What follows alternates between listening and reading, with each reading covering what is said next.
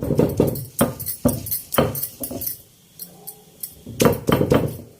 friends, welcome back to my channel. இன்னைக்கு நம்ம சேனல்ல நிறையவே யூஸ்ஃபுல்லான டிப்ஸ் ஷேர் பண்ணியிருக்கேன். நம்மளோட சப்ஸ்கிரைபர் ஃப்ரெண்ட்ஸ் ஒரு சிலர் வந்து கேட்ட மணி பிளான்ட் பத்தின டவுட்டும் வந்து ஷேர் பண்ணியிருக்கேன். ஸோ வீடியோ வந்து ஸ்கிப் பண்ணாமல் பாருங்கள்.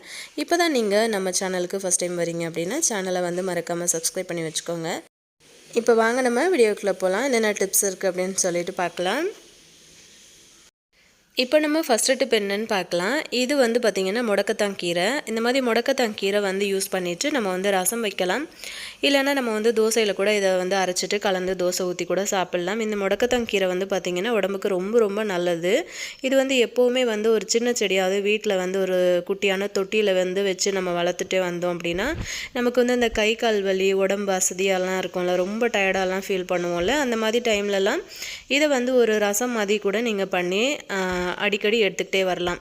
ஸோ ரொம்ப ஹெல்த்தியான இந்த முடக்கத்தான் கீரை ரசம் வந்து நம்ம எப்படி பண்ணுறது அப்படிங்கிறத தான் இப்போ பார்க்க போகிறோம்.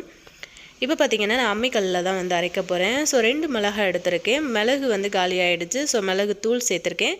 கொஞ்சமாக மஞ்சத்தூள், 1/2 ஸ்பூன் அளவுக்கு சீரகம் வந்து சேர்த்துருக்கேன்.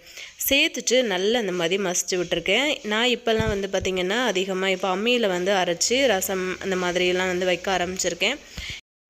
என்னதான் நம்ம வந்து மிக்ஸி கப்பில் வந்து அரைச்சி ரசம் வச்சோம் அப்படின்னா கூட நம்ம வந்து அம்மியில் வந்து அரைச்சி வைக்கிற மாதிரி அதோட டேஸ்ட் வந்து நமக்கு கிடைக்காது.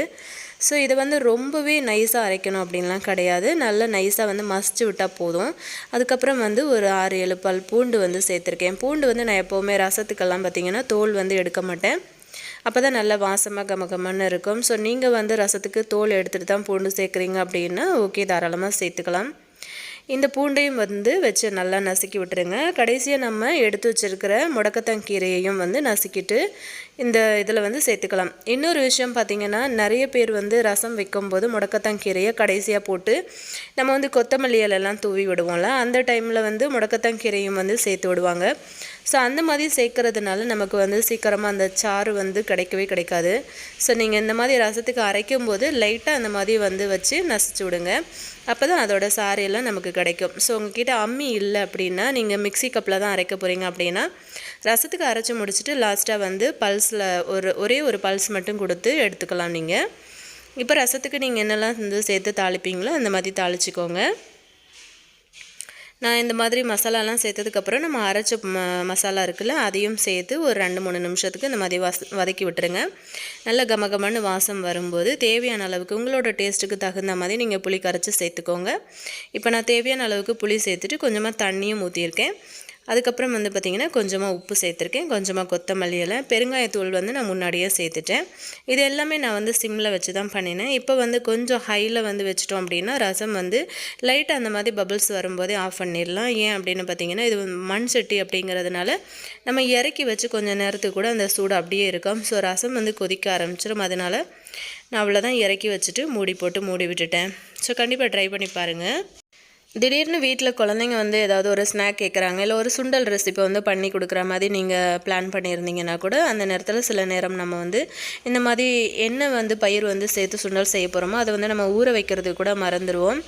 ஸோ அந்த மாதிரி இருக்கிற டைமில் இந்த மாதிரி ட்ரிக் வந்து ஃபாலோ பண்ணிக்கோங்க. நான் இன்றைக்கி வந்து பார்த்திங்கன்னா வேர்க்கடலை சுண்டல் செய்கிறதுக்காக தான் எடுத்திருக்கேன். ஸோ அதுக்காக தான் உங்ககிட்ட இந்த டிப்பு வந்து ஷேர் பண்ணியிருக்கேன். நீங்கள் வேர்க்கடலையாக இருந்தாலும் சரி, சென்னாவா அதாவது கொண்டக்கடலையாக இருந்தாலும் இந்த மாதிரி செஞ்சுக்கோங்க. நான் தேவையான அளவுக்கு வேர்க்கடலை வந்து ஒரு ஹாட் பாக்ஸில் வந்து சேர்த்துருக்கேன். சின்னதாக ஒரு ஹாட் பாக்ஸ் எடுத்திருக்கேன்.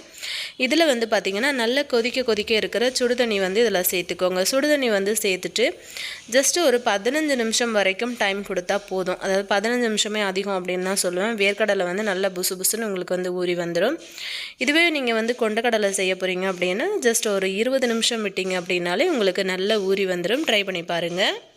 இப்போ நம்ம அடுத்த டிப் என்ன அப்படின்னு பார்க்கலாம். மணி பிளான்ட்டை வந்து வீட்டில் வச்சு வளர்க்குறது ரொம்ப நல்லது அப்படின்னு சொல்லுவாங்க. ஒரு சிலர் என்ன சொல்கிறீங்க அப்படின்னா, நாங்கள் வந்து வைக்கிற மணி பிளான்ட் வந்து சரியாக வந்து வளர மாட்டேங்குது, அது மட்டும் இல்லாமல் இந்த கலர், அதாவது இந்த இலைகளோட கலர் வந்து ஒரு மாதிரி பழுத்த மாதிரி ஆகுது, அதுக்கு என்ன பண்ணலாம் அப்படின்னு கேட்டிருந்தீங்க. ஸோ நான் ஒரு சின்ன ஐடியா தான் இதில் ஷேர் பண்ணியிருக்கேன். உங்களுக்கு வீடியோ வேணும் அப்படின்னா டீட்டெயில்டான ஒரு வீடியோ ஒரு நாள் கண்டிப்பாக போஸ்ட் பண்ணுறேன். காய்ச்சாத பச்சை பால் வந்து எடுத்துக்கோங்க. ஒரு ஸ்ப்ரே பாட்டிலில் கொஞ்சமாக தண்ணியும் இந்த பாலையும் மிக்ஸ் பண்ணிவிட்டு அந்த இலைகளுக்கு மேலே வந்து ஸ்ப்ரே பண்ணி விட்டுருங்க. அதுக்கப்புறம் நீங்கள் தண்ணியில் தான் போட்டு வச்சுருக்கீங்க அப்படின்னா 2லேருந்து 3 நாள் வரைக்கும் அந்த பாலோட ஸ்மெல் வந்து வராமல் இருக்கும். இந்த பாலை வந்து அந்த தண்ணியில் வந்து கலந்து விட்டுருங்க. மண்ணில் வச்சுருந்தீங்க அப்படின்னா தாராளமாக அந்த பாலை வந்து நீங்கள் அந்த மண்ணில் வந்து ஊற்றி விடலாம். நல்லாவே உங்களுக்கு வந்து க்ரோத் ஆகும். அதுவும் இல்லாமல் அந்த இலைகள் வந்து பச்சை பசேல்னு ஆகிடும். 2-3 நாளுக்கு அப்புறம் இந்த தண்ணியை வந்து திரும்ப மாற்றி விட்டுருங்க. ஸோ இந்த மாதிரி பண்ணி பாருங்கள். மணி பிளான்ட் வந்து நல்ல பச்சை பசேல்னு வந்து வளர ஆரம்பிக்கும். ட்ரை பண்ணி பாருங்கள். இப்போ நம்ம அடுத்த டிப் என்ன அப்படின்னு பார்க்கலாம். நம்ம வீட்டில் வந்து யூஸ் பண்ணுற வெங்காயத்தோல், அதுக்கப்புறம் வந்து வாழைப்பழத்தோல்லாம் இருக்குல்ல, இந்த தோலெல்லாம் நம்ம வந்து தூக்கி போடாமல் இது எல்லாத்தையும் வந்து நீங்கள் யூஸ் பண்ணும்போதெல்லாம் ஒரு சின்னதாக ஒரு பக்கெட் வந்து வச்சுட்டு அதை போட்டு நீங்கள் சேர்த்துட்டே வந்தீங்க அப்படின்னா செடிகளுக்கு இதை வந்து சூப்பரான ஒரு உரமாக நம்ம வந்து மாற்றிக்க முடியும். கூடவே வந்து தேவையான அளவுக்கு டீ தூள் வந்து எடுத்து வச்சுருக்கேன். இப்போ வந்து பார்த்திங்கன்னா 1 லிட்டர் அளவுக்கு தண்ணி வந்து கொதிக்க வச்சுருக்கேன். கொதிக்கும் போது இந்த டீ தூளை வந்து போட்டு விட்டுருங்க. இது நல்லா கொதிக்க ஆரம்பிக்கட்டும். அந்த தண்ணி வந்து கலர் நல்லா சேஞ்ச் ஆகி வரும்போது நம்ம எடுத்து வச்சுருக்கிற வாழைப்பழத்தோல், அதுக்கப்புறம் வெங்காயத்தோல் எல்லாத்தையுமே வந்து சேர்த்துக்கலாம். சேர்த்துட்டு ஒரு 1/4 மணி நேரத்துக்கு நல்லா கொதிக்க விட்டுருங்க. நல்லா கொதித்து அதோட சாரெல்லாம் இறங்கி வந்ததுக்கு அப்புறமா நம்ம அடுப்பு ஆஃப் பண்ணிவிட்டு இதை இறக்கி ஆற வச்சிடலாம். அதுக்கப்புறம் நீங்கள் வந்து ஒரு ஃபில்டர் யூஸ் பண்ணி இதை வந்து ஃபில்டர் பண்ணி எடுத்துகிட்டு நீங்கள் வந்து எவ்வளோ செடிகள் வந்து வச்சுருக்கீங்களோ அதுக்கேற்ற மாதிரி தண்ணி வந்து எக்ஸ்ட்ரா நீங்கள் வந்து மிக்ஸ் பண்ணிக்கோங்க. இந்த மாதிரி நீங்கள் வாரத்தில் 1 நாள் இல்லை 2 நாள் நீங்கள் உங்களோட செடிகளுக்கு கொடுத்துட்டே வந்தீங்க அப்படின்னா செடிகள் வந்து நல்லா க்ரோத் ஆகும். ஸோ கண்டிப்பாக வந்து நீங்கள் ட்ரை பண்ணி பார்த்தீங்க அப்படின்னா அதோட ரிசல்ட் வந்து சூப்பரான ஒரு ரிசல்ட்டாக இருக்கும். கண்கூடாவே நீங்கள் வந்து பார்க்க முடியும். என்கிட்ட வந்து பார்த்திங்கன்னா அதிகமான செடிகள் இல்லை, கொஞ்சமாக தான் இருக்குது. ஸோ நான் என்ன பண்ணேன் அப்படின்னா ஒரு 2 லிட்டர் அளவுக்கு தண்ணி இதில் வந்து மிக்ஸ் பண்ணிக்கிட்டேன்.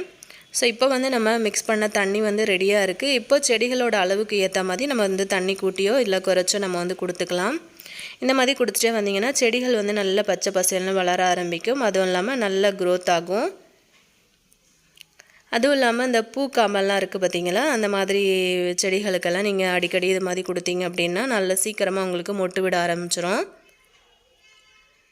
அந்த மணி பிளான்ட்டை பற்றி நான் ஒரு டீட்டெயில்டான வீடியோ உங்களுக்கு வேணும் அப்படின்னா கண்டிப்பாக எனக்கு கமெண்ட்டில் சொல்லுங்கள். அதை பற்றின ஒரு டீட்டெயில்டு வீடியோ நம்ம தனியாகவே போடலாம். இதில் வந்து பார்த்திங்கன்னா ஒரு சில செடி மட்டும் நான் வந்து நர்சரியில் வாங்கி வச்சுருந்தேன். அதே மாதிரி புதினா வந்து பார்த்திங்கன்னா நம்ம வீட்டில் வந்து கிள்ளிட்டு தூக்கி போட்டுருவோம்ல, அந்த மாதிரி தூக்கி போடாமல் அந்த தண்டு எல்லாத்தையுமே வந்து இந்த மாதிரி தொட்டியில் வச்சு நான் வந்து நட்டு வச்சுருக்கிறதுனால எனக்கு அவசரத்துக்கு ஏதாவது ஒரு ரெசிபியோ இல்லை ஒரு சட்னியோ வந்து அரைக்கணும், இல்லை புதினாவை யூஸ் பண்ணி டீ போடணும் அப்படின்னா கூட எனக்கு வந்து ஃப்ரெஷ்ஷாக அந்த தொட்டியிலேருந்தே என்னால் எடுத்துக்க முடியுது. ஸோ கண்டிப்பாக நீங்களும் வந்து இதெல்லாம் ட்ரை பண்ணி பாருங்கள். இந்த மாதிரி குழந்தைங்களுக்காக நீங்கள் வந்து வீட்டில் வெண்டைக்காய் பொரியல் பண்ணுறீங்க அப்படின்னும்போது சில சமயத்தில் குழந்தைங்க வந்து வெண்டைக்காய் பொரியல் அவ்வளோவா விரும்ப மாட்டாங்க. ஸோ ஒரு சில குழந்தைங்க முட்டை வந்து விரும்பி சாப்பிட்றவங்களாம் இருப்பாங்க. ஸோ வெண்டைக்காய் பொரியல் பண்ணும்போது கடைசியாக ஒரு 2 முட்டையை வந்து உடச்சி ஊற்றி விட்டுருங்க. இந்த மாதிரி சேர்த்ததுக்கப்புறமா ஒரு 2-3 நிமிஷத்துக்கு இந்த மாதிரி கலரி கொடுத்தீங்கன்னா சூப்பரான வெண்டைக்காய் முட்டை பொடி மாஸ் வந்து சூப்பராக ரெடி ஆகிடும். இது வந்து பார்த்திங்கன்னா சாம்பார் சாதம், ரசம் சாதம், தயிர் சாதம் எல்லாத்துக்கூடவும் வச்சுட்டு சைடில் நம்ம தொட்டுட்டு சாப்பிட்றதுக்கு ரொம்ப ரொம்ப சூப்பராக இருக்கும். அதே சமயத்தில் வெண்டைக்காய் பிடிக்கல அப்படின்னு சொல்கிற குழந்தைங்களும் விரும்பியே சாப்பிடுவாங்க. கண்டிப்பாக இந்த ரெசிபியும் ட்ரை பண்ணி பாருங்கள். இன்றைக்கி நான் ஷேர் பண்ணின டிப்ஸ் எல்லாம் உங்களுக்கு பிடிச்சிருக்கும் அப்படின்னு நினைக்கிறேன். ஸோ கண்டிப்பாக பிடிச்சிருந்ததுன்னா உங்கள் ஃப்ரெண்ட்ஸ் அண்ட் ஃபேமிலி மெம்பர்ஸ்க்கும் ஒரு ஷேர் கொடுங்க. இந்த வீடியோ பற்றின கமெண்ட்டுகள் எதனா இருந்தது அப்படின்னா கீழே இருக்கிற கமெண்ட் செக்ஷனில் சொல்லுங்கள். ஆல்ரெடி நம்ம சேனலில் நிறைய டைம் சேவிங் கிச்சன் டிப்ஸ் எல்லாம் நான் வந்து ஷேர் பண்ணியிருக்கேன். டைம் இருந்தால் செக் பண்ணுங்கள். நெக்ஸ்ட் இன்னொரு வீடியோவில் நான் உங்களை மீட் பண்ணுறேன் ஃப்ரெண்ட்ஸ். தேங்க்யூ.